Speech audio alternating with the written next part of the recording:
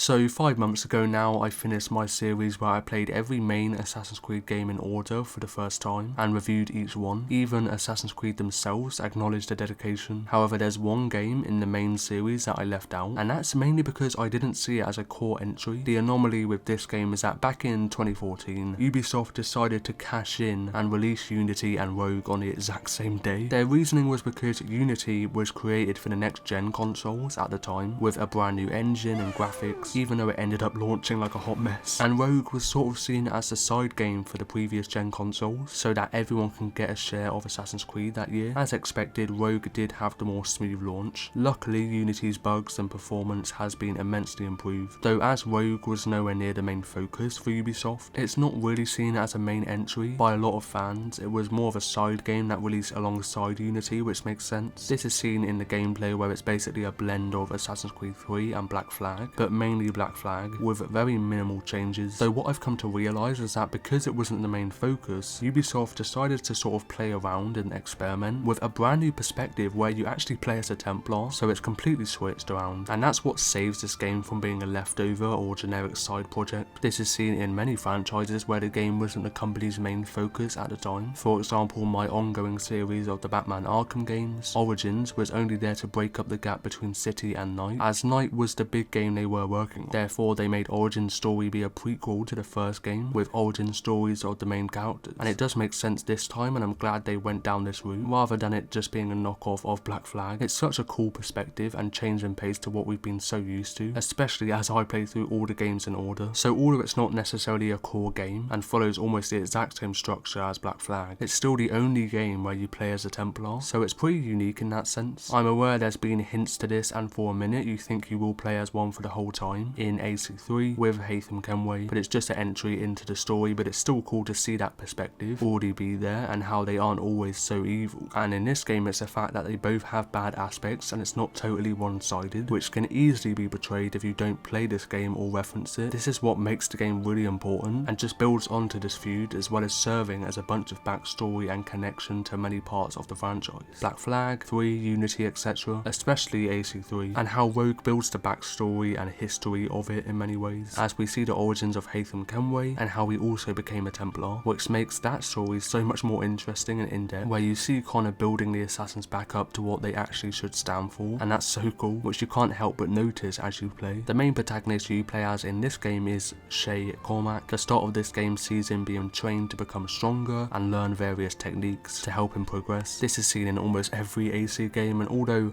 I've repeated it so many times by playing every single game, I still didn't really mind it, and it wouldn't be an Assassin's Creed game without it. Shay actually starts the game as an assassin, funny enough, which is such a cool dynamic where the protagonist not only plays on the franchise's antagonist side, but you also see him involved in both. It's clear that Shay isn't all Templar and actually respects part of what the assassin's goals are. Shay's main motivation is his desire to prevent harm and chaos, rather than it just being malicious, because he believes that the assassin's methods will lead to harm and destruction, even if it wasn't intended. Shay's mentor, Achilles, was part of the Brotherhood and was the main reason as to what turned Shay to the Templars. This is to do with how reckless Achilles was in searching for the pieces of Eden that will lead to earthquakes if you remove them. There's a really good set of side characters for the Templars and assassins in this game, and further emphasises the point that they aren't entirely evil, nor are the assassins entirely good, which you now look at the assassins' actions very differently, and Adewale plays an important role in the Brotherhood, who almost works as a duo in this game with Achilles. Adewale is seen as much more of a genuine person and good person who I really liked, and Hope and Liam are also seen as friends of Shay, which you then of course see Shay turn on them and later on try to take them down, which is quite crazy to see, and even Shay himself doesn't do it with much ease or satisfactory, because it's quite clear that he's doing the right thing and is only trying to stop unneeded harm, even though he does still feel that guilt. He knows that if he didn't turn on them, it wouldn't have gone right. Christopher Gist assists Shay throughout the game with him providing advice and support. He's very likeable, and he's one of the very first Templars you meet with and connect with as a friend. Now, as I mentioned earlier, a big reason as to why people don't see this as a core game is how it's basically the same gameplay as Black Flag, but as I've expressed, the story is what really makes this game, and it's not only unique but actually really important when you look at it, tying AC3, Black Flag and Unity together for